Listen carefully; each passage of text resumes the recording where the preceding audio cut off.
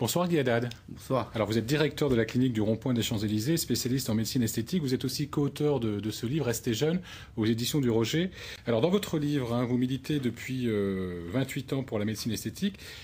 Et dans votre livre, vous faites un espèce de catalogue de tout ce qui est possible sans utiliser le bistouri. C'est vrai, ça, on peut rester jeune sans utiliser le bistouri? Ah oui, absolument. Aujourd'hui, si vous voulez, la chirurgie est quand même indispensable dans certains cas. Il ne faut pas penser que la chirurgie va disparaître, bien au contraire.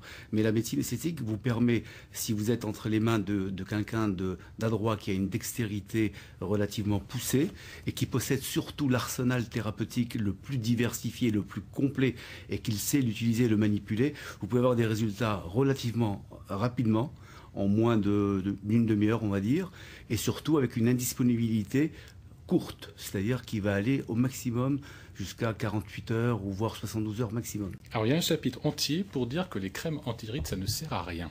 Les crèmes anti-rides, disons, on va dire que les crèmes, d'une manière générale, hydratent la peau.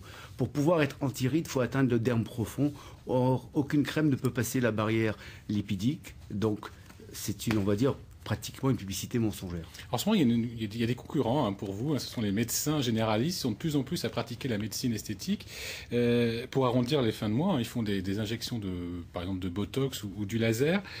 Pour vous, c'est quoi? C'est une concurrence déloyale? Non, non, pas du tout. Il ne faut pas oublier que les médecins généralistes ont été le ciment de la médecine esthétique.